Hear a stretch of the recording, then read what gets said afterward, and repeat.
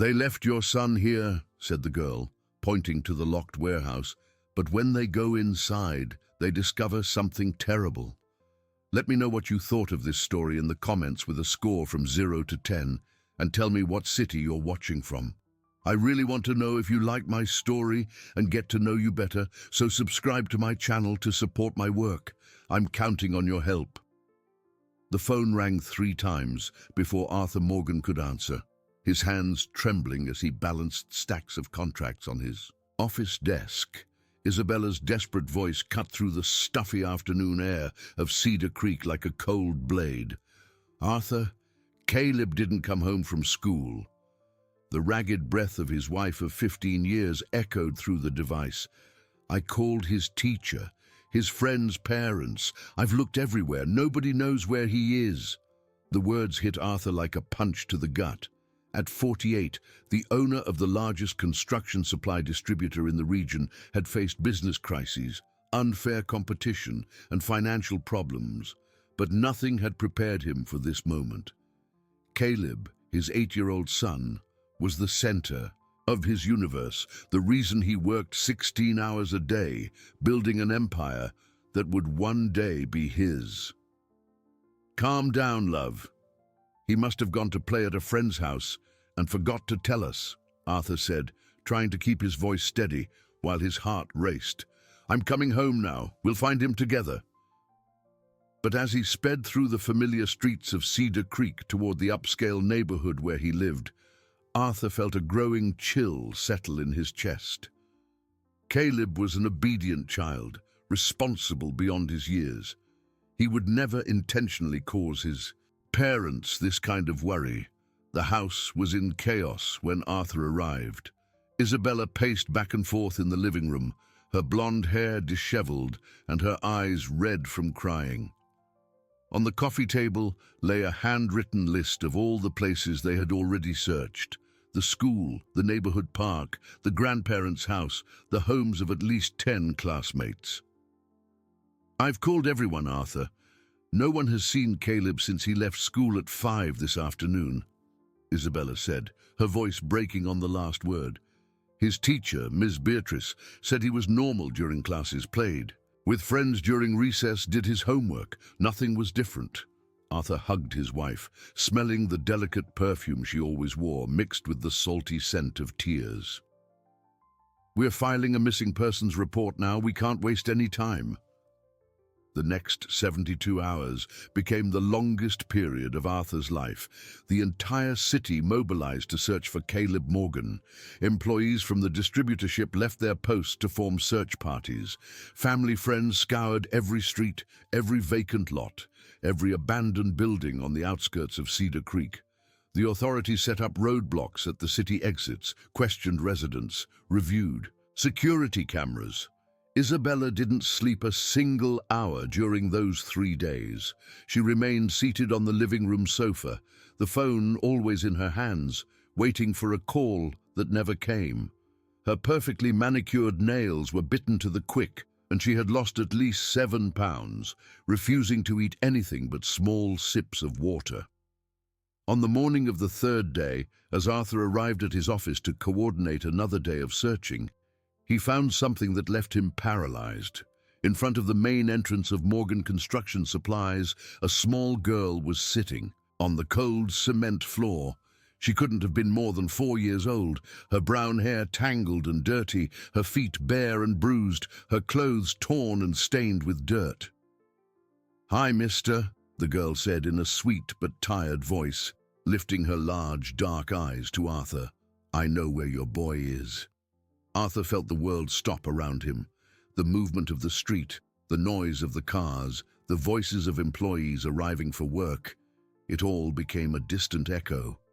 He knelt before the child, trying to control the urgency in his voice. "What's your name, little one?" he asked, studying the girl's dirty but determined face. "Valentina," she replied, not looking away. "Your son is in the old warehouse on Riverwood Drive, number 847. He's scared, but he's not hurt." Arthur's hands trembled as he reached for his phone to call the authorities, but Valentina grabbed his arm with a surprising strength for such a small child. You don't need to call anyone, mister. The bad men are already gone. Your boy is there alone, crying. He wants to come home. Against all safety protocols, Arthur made a decision that would change his life forever. He picked Valentina up, placed her in his car, and sped to the address she had given him. During the 20-minute drive, the girl remained silent, watching the city through the window as if memorizing every detail. The warehouse on Riverwood Drive was an abandoned structure on the industrial outskirts of Cedar Creek, a place Arthur vaguely knew from supplying materials to the region years ago. When he pushed open the rusty door, his heart nearly stopped. Caleb was huddled in a corner of the empty space, wearing the same school clothes from 3 days ago, now dirty and crumpled. Upon seeing his father, the boy ran into his arms, sobbing with relief. "Dad, I knew you'd find me. The men said they'd be back, but they disappeared last night and never came back." Arthur hugged his son with a force that seemed to want to absorb him back into himself, tears streaming freely down his face. For a few minutes, father and son remained locked together, while Valentina watched the scene with an expression of quiet satisfaction. "How did you know where he was?" Arthur asked the girl, still holding Caleb against his chest. "I saw the men." "Bring him here 3 days ago," Valentina answered with unsettling simplicity. "I waited for them to leave so I could talk to you. They argued a lot about money, but last night they left without taking anything." On the way back home, with Caleb asleep in the back seat and Valentina sitting silently beside him, Arthur tried to process what had happened. How had such a small child managed to locate his son when dozens of adults and authorities had failed? And more importantly, who was this girl and where was her family? When they arrived at the Morgan house, Isabella's reaction was explosive. She practically tore Caleb from Arthur's arms, covering him in kisses and tears, checking every inch of his body to make sure he was okay. Only after several minutes did she notice Valentina's presence. "Who is this child?" Isabella asked, her voice laced with suspicion as she looked at the dirty, barefoot girl. "She helped me find Caleb," Arthur explained. "Valentina knew where he was the whole time." The look Isabella gave Valentina was cold, almost hostile. To her, this child was a living reminder of the 3 most terrible days of her life, an intruder who had appeared out of nowhere at the family's most vulnerable moment. "Where did you come from?" Isabella asked, crossing her arms and positioning herself protectively in front of Caleb. Valentina lowered her eyes, her previous confidence giving way to a heart-wrenching shyness. "I don't have a home, ma'am. I just stay around." At that moment, seeing the vulnerability of the child who had saved his son, Arthur made the second decision that would completely transform his life. "She's staying with us," he said, ignoring Isabella's shocked expression. "At least until we find her family." The tension in the room became palpable. Caleb, still shaken by the events of the past few days, clung to Valentina's hand as if she were an anchor in the emotional storm he felt growing around him. The first few weeks with Valentina in the Morgan house revealed a family dynamic that Arthur had never imagined possible. The girl, who initially seemed fragile and vulnerable, showed an adaptability and intelligence that bewildered everyone. While Isabella tried to maintain a normal routine, organizing new clothes for Valentina and setting schedules for baths and meals, she couldn't ignore the way the child observed everything around her. Valentina's dark eyes seemed to photograph every detail of the house, every movement of its inhabitants, every whispered conversation between the couple when they thought she wasn't listening. "She gives me the creeps," Isabella confessed to Arthur one morning while preparing breakfast. "Yesterday I lost my wedding ring and searched the whole house. Valentina showed up in the kitchen and said exactly where it was, inside the vanity drawer, under the tissues. How could she know these things?" Arthur watched his wife carefully, noticing the dark circles that had formed under her eyes in recent days. Love, she's just a child. She probably saw you put the ring away at some point and remembered. No, Arthur, I never put my ring in that drawer, and she was playing in the living room when I took it off last night, Isabella replied, her voice filled with growing anxiety. There's something strange about this girl. It's not natural. From the other side of the kitchen, Caleb ran in, followed closely by Valentina. The boy had completely changed since returning home. His cheerful and communicative personality had given way to an unsettling dependence on the girl who had saved him. "Mom, Valentina said it's going to rain this afternoon," Caleb announced, sitting at the table. "She always knows when it's going to rain." "You just have to look at the clouds, Caleb," Valentina said in her sweet voice, climbing into the chair beside him. "People don't pay attention to the little things, but they tell a lot of stories." Isabella exchanged a meaningful look with Arthur. That was not how a 4-year-old child should talk. There was a disturbing maturity in Valentina's words, a wisdom that didn't match her age. During breakfast, Caleb flatly refused to go to school without Valentina. The tantrum he threw when Arthur tried to explain that she wasn't school-aged yet was so intense it woke the neighbors. Only when Valentina promised she would be waiting for him at the school gate at dismissal did the boy agree to go. "This can't go on like this," Isabella said as soon as Caleb left for school. "He's becoming completely dependent on her, and I can't sleep properly anymore, knowing we have a strange child sleeping in the room next door." Arthur sighed, running his hands through his graying hair. At 48, he felt older than ever, carrying the weight of the gratitude he felt for Valentina and the growing tension in his marriage. "She saved our son, Isabella. I can't just abandon her now." "No one is talking about abandoning her," Isabella retorted, her voice rising an octave. "I'm talking about finding her family, or at least finding out where she came from. Don't you find it strange that a 4-year-old child was alone on the streets without anyone looking for her?" Isabella's question echoed in Arthur's mind throughout the workday. It was true that no missing child posters had been put up around the city, no family had contacted the authorities reporting the disappearance of a girl matching Valentina's description. It was as if she simply didn't exist before appearing on his company's doorstep. That afternoon, as Valentina waited for Caleb at the school gate as promised, the teacher, Miss Beatrice Adams, approached the girl with curiosity. At 35, with 12 years of experience in elementary education, Beatrice had developed a keen instinct for identifying children in troubled situations. "Hi, sweetie," Beatrice said, crouching down to be at Valentina's level. "You're Caleb's little friend, aren't you?" Valentina raised her large, serious eyes to the teacher. "I'm Valentina. I'm waiting for my brother."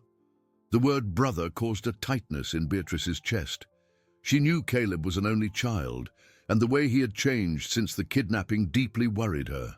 The boy, once sociable and independent, now refused to participate in activities without constantly mentioning Valentina. "Caleb has talked a lot about you," Beatrice said, studying the child's delicate features. "Do you live with his family now?"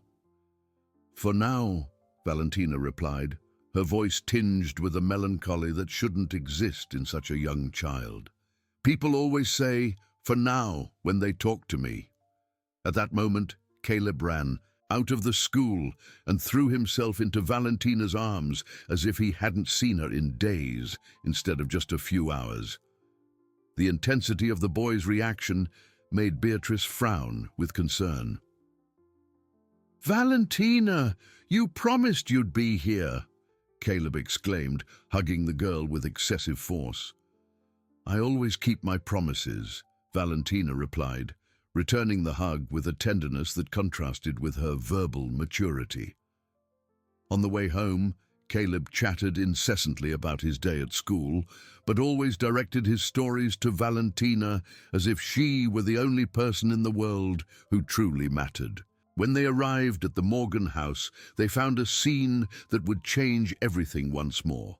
Isabella was in the living room, talking to an elegant woman of about 45, wearing a dark suit and carrying a leather briefcase. The tension in the air was palpable, and Valentina instinctively hid behind Caleb. "Ah, you're here," Isabella said, her voice forcefully casual. "Valentina, this is Ms. Dalia Campos. She came to ask you a few questions." Dalia Campos stood up from the sofa, her professional eyes analyzing every detail of Valentina's appearance. As a private investigator with over 20 years of experience, she had learned to read people like open books, and this child was definitely hiding secrets. "Hi, Valentina," Dalia said with a smile that didn't reach her eyes. "I'd like to know a few things about you. Where did you come from before you found Caleb?" Valentina remained silent, her eyes darting between Dalia, Isabella, and Caleb. There was something about the investigator's presence that made her deeply uncomfortable, a survival instinct she had developed during her years alone. "You don't have to be afraid," Dalia continued, crouching down to the child's level. "We just want to understand your story better so we can help you." "I don't want help," Valentina finally said, her voice small but firm. "I just want to stay with my brother." The way she referred to Caleb as her brother made Isabella visibly stiffen. For the past few weeks, she had tolerated Valentina's presence in the house, but hearing the girl claim a permanent place in the family filled her with a cold, calculated anger. That night, after the children were in bed, Isabella and Dalia continued their conversation in the kitchen, away from prying ears. What they didn't know was that Valentina had developed the habit of moving silently through the house during the night, a skill she had learned to survive on the streets. "I need you to find out everything about her," Isabella whispered, pouring coffee for the investigator. "Where she came from, who her parents are, anything that can give me legal grounds to get her out of here." "Are you sure about this?" Dalia asked, observing the determination in Isabella's eyes. "The child has clearly been through trauma. It could be dangerous to stir things up." "It's more dangerous to let her continue manipulating my family," Isabella replied, bitterly. "My husband is completely blinded by gratitude, and my son is becoming someone else. Before the kidnapping, Caleb was a normal, happy, independent child. Now he can't even sleep without her in the next room." Hidden in the hallway, Valentina absorbed every word of the conversation, her childlike but extraordinarily developed mind processing the implications of what she was hearing. For the first time since she had arrived at this house, she felt the familiar fear that had accompanied her during her years alone on the streets. She knew she would have to be very careful from now on. The woman named Isabella saw her as a threat, and the investigator represented a danger she didn't fully understand, but which her instinct recognized as deadly. When she finally managed to get back to her room, Valentina found Caleb awake, looking out the window with an expression of anxiety that mirrored her own. "You heard it too," he whispered, and Valentina realized she wasn't the only one in the house with special observational skills. "Yes," she replied, approaching the bed where the boy was lying. "But don't worry, I'll figure out a way for us to stay together." It was a promise a 4-year-old shouldn't be able to make. But then, Valentina was no ordinary child, and the challenges ahead would test limits she didn't even know she possessed. Dalia Campos began her investigation into Valentina with the meticulous methodology that had made her one of the most respected private investigators in Cedar Creek. For 2 weeks, she visited orphanages, temporary shelters, police stations, and hospitals, showing the photo she had discreetly taken of the girl during her visit to the Morgan house. The complete lack of records on Valentina was disturbing. No institution in the city had any information about a child with her characteristics. It was as if she had simply materialized out of thin air at the exact moment Caleb needed to be found. It was during her 3rd week of investigation that Dahlia discovered something that would completely change the course of her search. In a casual conversation with Officer Henry Santos, a veteran of the Cedar Creek Industrial District, she mentioned Valentina's case and was surprised when the officer showed immediate interest. "A little girl, about 4, brown hair, dark eyes?" Henry asked, frowning. "Sounds a lot like a kid we used to see around here a few years ago. But this girl lived alone in the abandoned warehouses on Riverwood Drive." The street name made Dahlia stop breathing for a moment. Riverwood Drive was exactly where Arthur had found Caleb, guided by Valentina. The coincidence was impossible to ignore. "How long has it been since you stopped seeing this child?" Dahlia asked, her heart accelerating. "Maybe 3-4 months, Henry replied, scratching his grey beard. "I always thought it was strange that no one reported her missing. She was a smart kid, could hide really well when we did our rounds. Almost like she knew our patrol schedules." Dahlia spent the rest of that afternoon canvassing the industrial area, talking to business owners, night guards, and nearby residents. What she discovered slowly built a staggering portrait of the life Valentina had led before appearing in the Morgans' life. "The ghost girl," said George, owner of a small auto repair shop on the parallel street. "That's what we called her. She'd appear and disappear like smoke. Sometimes I'd leave a sandwich on the doorstep and the next day it would be gone, but I never managed to talk to her properly. She knew every corner of this area," added Marcia, an employee at the local gas station. "Once I saw her guiding a lost truck driver back to the main road. How can a kid that size know things like that?" While Dahlia gathered this disturbing information, the tension at the Morgan house reached unsustainable levels. Arthur had started to notice strange changes in his financial behavior that he couldn't explain. During his monthly reviews of the company's accounts, he discovered transfers of considerable amounts to an account he didn't recognize. "Gerald, do you know this account number?" Arthur asked his partner, showing him the bank statements during a meeting at the distributorship. Gerald Vance, 52 and a minority partner in the company for almost a decade, examined the papers with an expression that mixed surprise and concern. "I've never seen these numbers before, Arthur. Are you sure you didn't authorize these transfers?" Arthur shook his head, a growing anxiety settling in his chest. "I'm absolutely sure. These are large amounts, Gerald. $50,000 a month for the last 6 months. This isn't a system error." "Do you think it could be some kind of blackmail?" Gerald suggested, his voice low and laden with implication. "Something related to Caleb's kidnapping." Gerald's suggestion planted a seed of paranoia in Arthur's mind that grew rapidly over the following days. Who could be extorting money from him? And why had it started right around the time of his son's kidnapping? That night, Arthur decided to confront Isabella about the mysterious transfers, but found the house in another state of family tension. Valentina had guessed again where Isabella had left the car keys, locating them inside the refrigerator, a completely illogical place that even Isabella didn't remember using. "This isn't normal, Arthur!" Isabella exploded in the kitchen after the children were asleep. "No 4-year-old child has this kind of radar for lost objects. It's like she's constantly watching us." "Maybe she has a good visual memory," Arthur tried, but his own voice sounded unconvincing. "Some children develop special skills when they go through trauma." Or maybe she's deliberately moving our things and then pretending to find them, Isabella retorted, her voice filled with a venomous suspicion.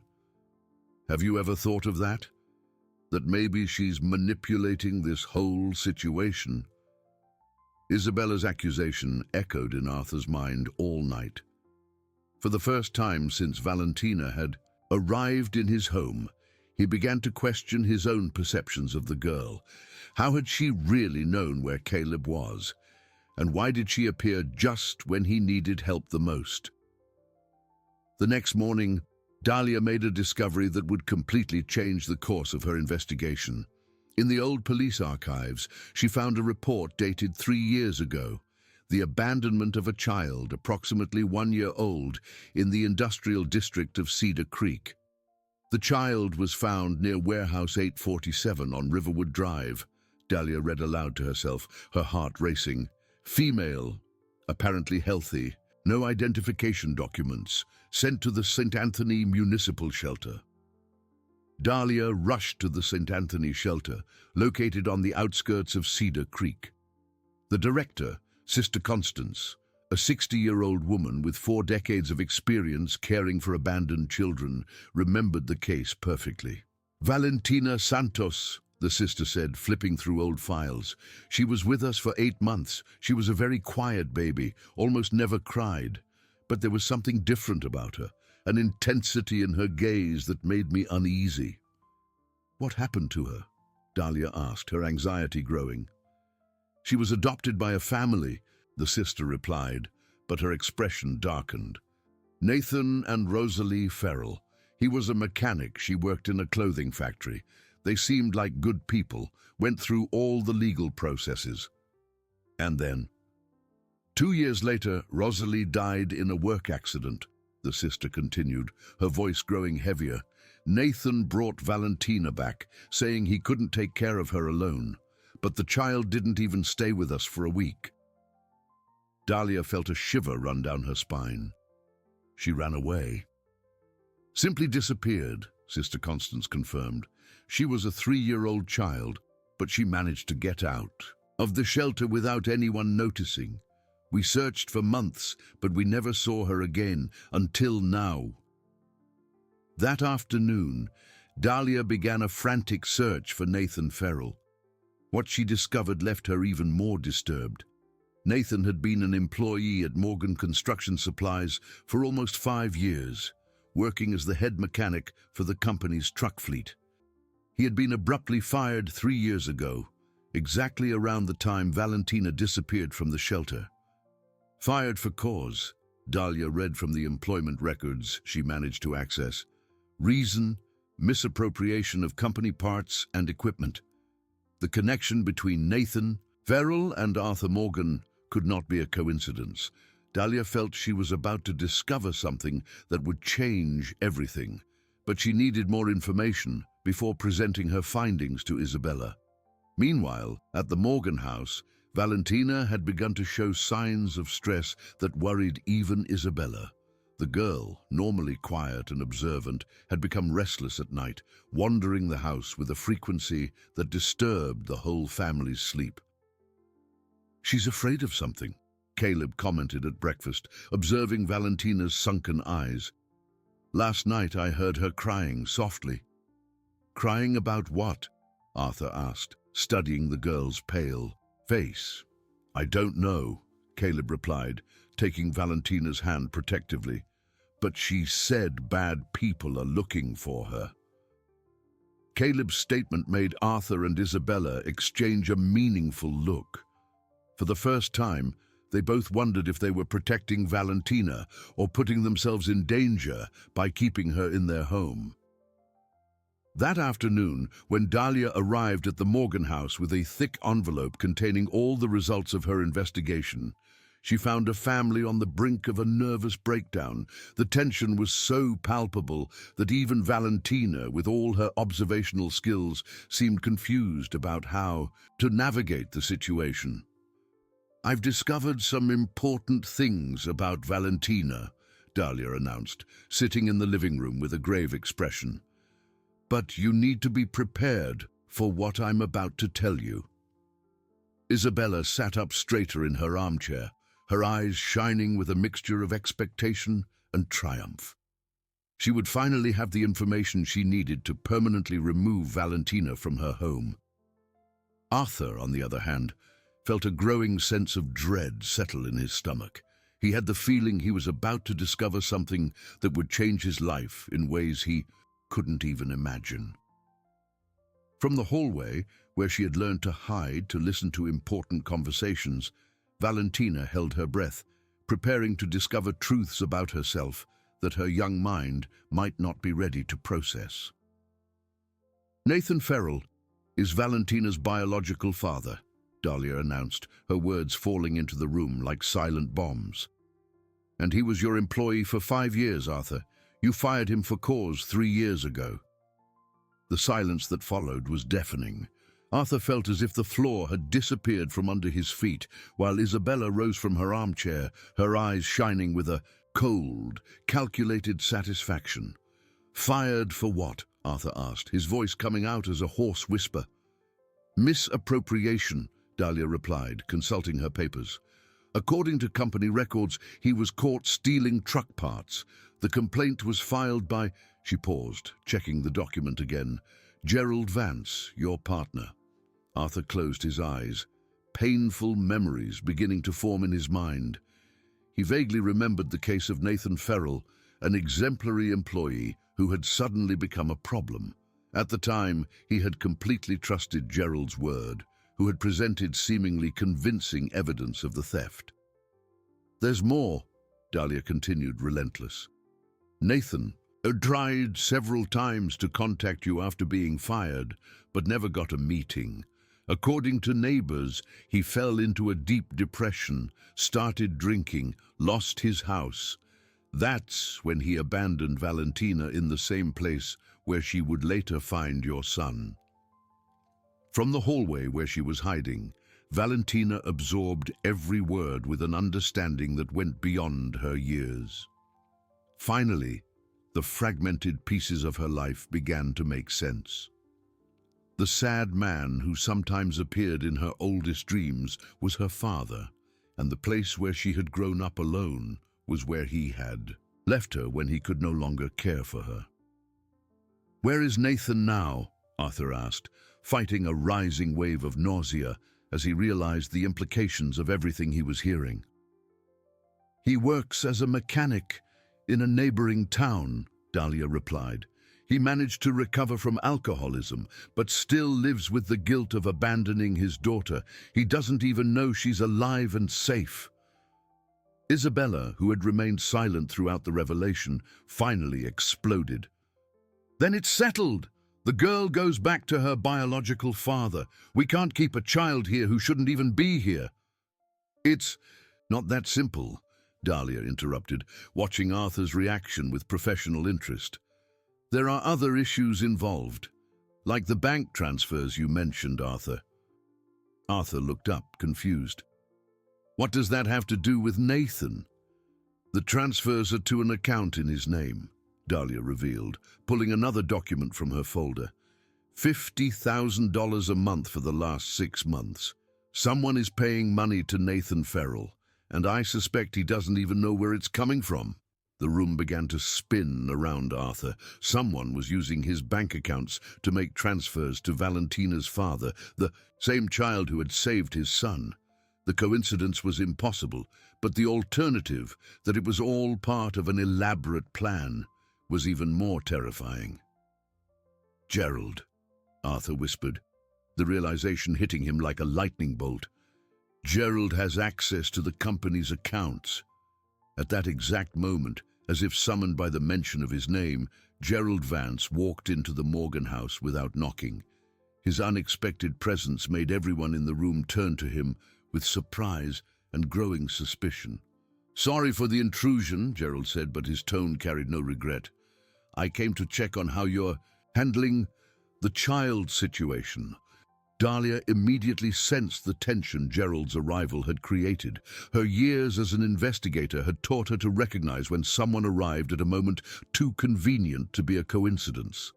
Actually, we were just discussing you, Gerald, Arthur said, his voice laced with a coldness his partner had never heard before. "The accusations you made against Nathan Farrell 3 years ago, are you sure they were true?" Gerald's face paled slightly, but he maintained his composure. "Of course they were true, Arthur. Do you think I'd make something like that up?" "And the bank transfers?" Arthur pressed. "Do you know anything about $300,000 that have left our accounts in the last few months?" It was then that Gerald's mask finally fell. His eyes darted around the room, calculating his options, until they landed on Valentina, who had silently emerged from her hiding place and was now standing at the entrance to the room. "The girl heard everything, didn't she?" Gerald said, his voice taking on a dangerous tone. "Always listening, always watching. You have no idea what you've brought into your house." "What are you talking about?" Isabella asked, but there was genuine fear in her voice now. Gerald laughed bitterly.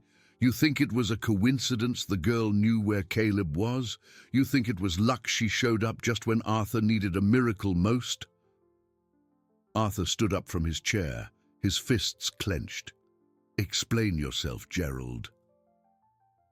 "I orchestrated your son's kidnapping," Gerald confessed, his words cutting the air like blades.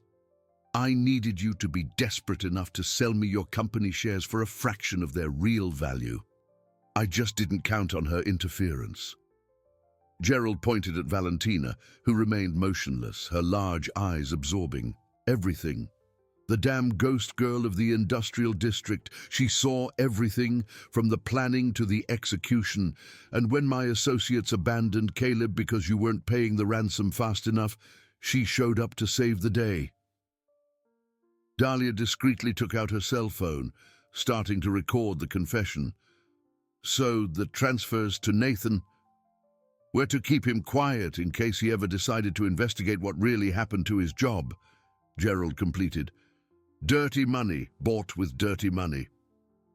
Arthur felt like he was living a nightmare. His partner, a man he had trusted for almost a decade, had kidnapped his son as part of a plan to steal his company, and Valentina, the child he had taken in out of gratitude, was actually the daughter of the man whose life he had destroyed based on lies. "But there's something you still don't understand," Gerald continued, his voice taking on a tone of sick superiority. "The girl didn't just save Caleb. During those 3 years living alone in the industrial district, she saved dozens of other children who got lost there, as if it were her job to protect children in danger." Valentina finally spoke, her voice small but clear. "I remembered being abandoned. I didn't want other children to feel the way I felt." The girl's words hit Arthur like a punch to the gut. She had turned her own tragedy into a mission of protection, using her exceptional ability of observation and memory to help other lost children find their way home. "How many children?" Dahlia asked, deeply moved. "Many," Valentina answered simply. "I always knew where people lived, where things were kept, where the children cried." It was then that Caleb ran into the room, drawn by the raised voices. Seeing Gerald there, his face contorted in fear, and he ran to hide behind Valentina. "Caleb recognizes him," Dahlia observed, noticing the boy's reaction. "Gerald, were you present during the kidnapping?" "I had to make sure everything went according to plan," Gerald admitted with disdain. "But the kids saw me. That's why we needed him to disappear permanently after Arthur paid the ransom." The final confession made Isabella scream in horror, and Arthur lunged at Gerald, only to be restrained by Dahlia, who had already called the authorities. In the months following Gerald's arrest, the Morgan family's life underwent a complete transformation. Arthur battled a deep depression as he processed the enormity of the damage his blind trust had caused. Not only had he destroyed Nathan Farrell's life based on false accusations, but he had also put his own son in mortal danger. The search for Nathan Farrell took several weeks, but when he was finally located working humbly as a mechanic in a neighboring town, His reaction to reuniting with Valentina surprised everyone. Instead of joy, his eyes filled with tears of shame and regret. "I didn't abandon you because I didn't love you," Nathan said, kneeling before his daughter in the courtyard where they met. "I abandoned you because I was dying inside and was afraid of hurting you the way I was hurting myself." Valentina looked at the father she barely remembered, her large eyes studying every line of suffering on his face. "You won't leave me again?" "Never again," Nathan promised, his voice broken with emotion. "If you'll let me try to be your dad again." The reunification process was gradual and careful. Valentina split her time between the Morgans' house and weekends with Nathan, who had moved back to Cedar Creek and found a job at Morgan Construction. Supplies itself, an irony that was not lost on anyone. Isabella, confronted with the truth about who Valentina really was and what she had faced, underwent her own emotional transformation. The guilt of having conspired against an innocent child who had saved her son consumed her for weeks, until she decided to channel her feelings into concrete actions. "I want to officially adopt Valentina," she announced to Arthur one night, 6 months after all the events. "Not as a substitute for Nathan, but as extended family. She deserves to have multiple people who love her." Arthur looked at his wife with a mixture of surprise and admiration. "Are you sure?" "She saved our family, Arthur, in more ways than we could count at the time. It's our turn to save her." The official adoption day was celebrated with a party at the Morgan house, with Nathan present as the guest of honor.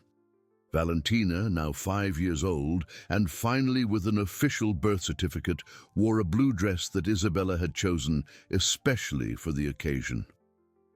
"Now you have 2 dads and a mom," Caleb said to Valentina as they ate chocolate cake in the garden. "And I have the best sister in the world." Valentina smiled, the first truly carefree smile anyone had ever seen on her. "And you have the best sister who will always protect you." That night, as he tucked Valentina into her official room in the house, no longer the guest room but a space decorated especially for her, Arthur reflected on how a tragedy had turned into a blessing through the courage of an extraordinary child. "Dad Arthur," Valentina said, using the affectionate name she had created to distinguish him from Nathan. "Yes, my daughter. Thank you for letting me stay. For the first time in my life, I know I have a place where I belong."